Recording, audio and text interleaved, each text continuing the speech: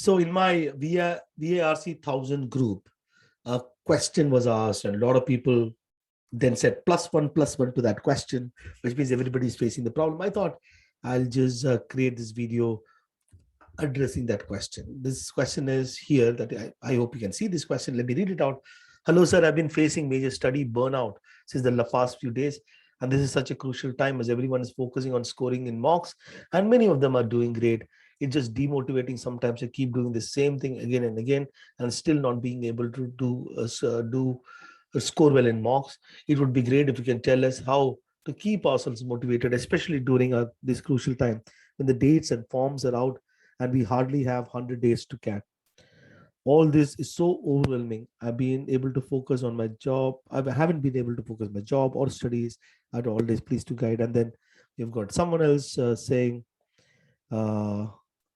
I agree with this. I'm in the same situation. And then we have more things saying, I can relate to you, sir. I'm not diligent with my preparation. I've organized my work schedule, study time in a very disciplined manner. I feel I'm just not working in the right direction. Like I need to change my approach with mocks as well as my overall preparation.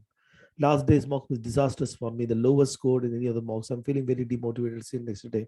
Can you please share some insight and also some motivation from your end? Okay, so we have some more questions. Sir, it so happened that, well, all right, so this is another question. Okay, so let me address this question on the question that is raised on keeping yourself motivated or what that is. So it's a tough question to answer. The reason why it's a tough question to answer is how to keep yourself motivated when things are going down. You take your mock test, it goes down, it goes down. You try everything, things are not happening. How do you simply keep yourself motivated? Motivation automatically happens when things are doing well. When things are good, then you're automatically motivated because of the success that is happening. And then when you're working hard, things are not doing well. How do you keep yourself motivated? So this is my advice to you and to everyone who's facing this same problem. My advice is forget motivation, right? Forget about it. I think what is needed is discipline. What is needed is to have this idea in your mind that you have a sense of duty towards what you do. So this will probably be Immanuel Kant's philosophy, right? He talks about everyone having certain duty bound. You're duty bound to do things. So the thing is there. So whatever is the thing that you decided to do, it could be CAT or it could be anything that you decided to do. You would have to tell you have a duty of care, right? The duty, who has the duty of care? Whose duty is to care about that particular dream that you have? It's your duty of care. And I know that it's not going to be smooth ride. So let me talk about the fact that me running the VARC 1000 course, I'm doing the same thing for the past, I don't know how many years. The VRC course, I'm recording videos after videos. At some point in time, I'm going,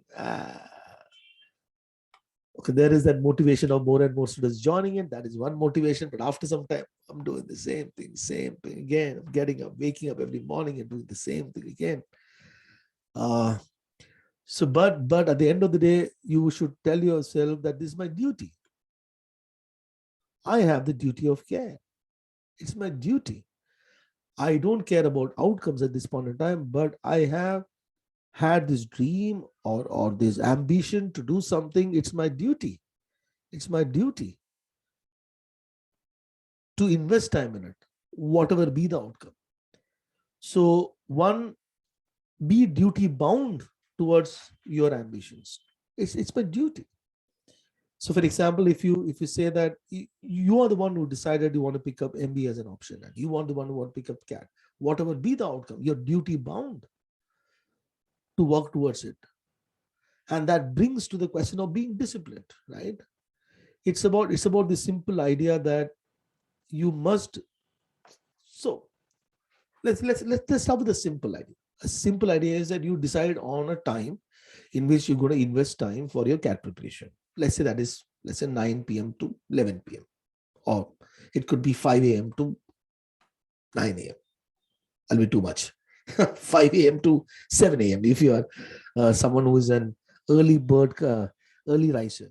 So once you have decided the time is that, what you do is that create a space wherever you are living as a place where you can go sit and study. You go there and you sit, whether you study or not, you sit there. You have to sit there, do nothing else during the period of time.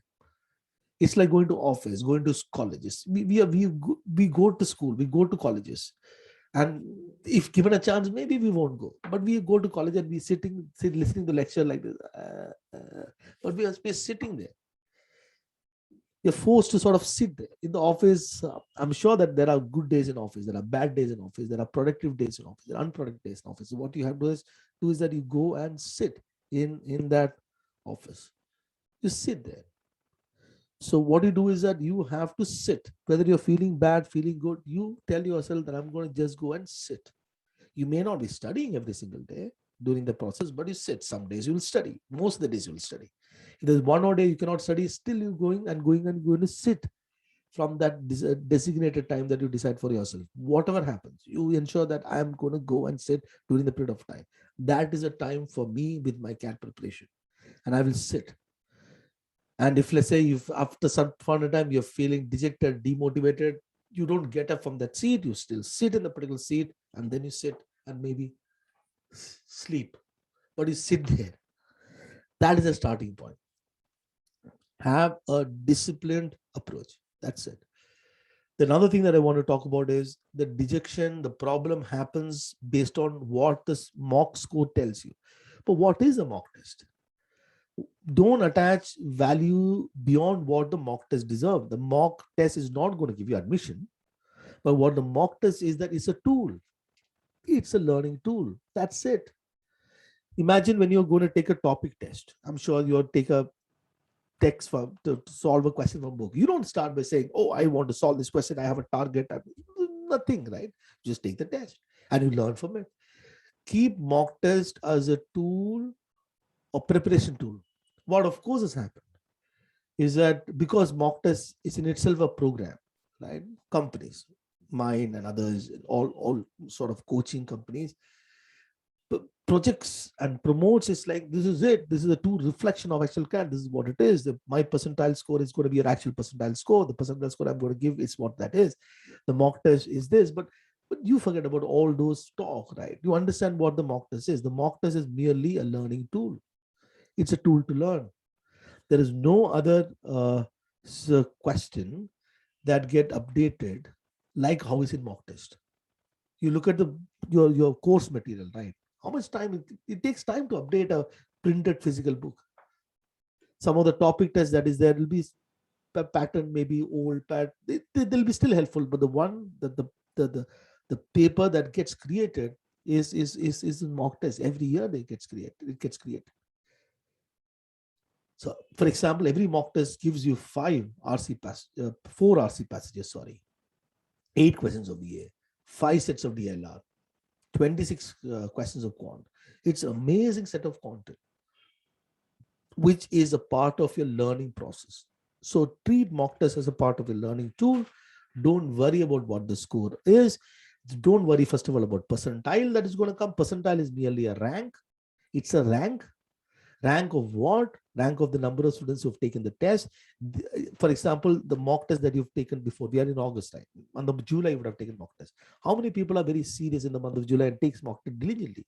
Whatever is the percentile rank is among the rank of the kids who are very serious about the test. So you keep taking the mock test weekly once every week, so that you can learn from the test. You can learn from the test. Don't have to feel demotivated or anything, and ensure that you keep keep fighting, keep learning, and do the right analysis. Do the right thing. Just don't give up. And at the end of all that, whatever happens. At this point in time, there is no need, according to me, to think about these things. So that would be my advice. My advice is simply this, that you have a duty of care.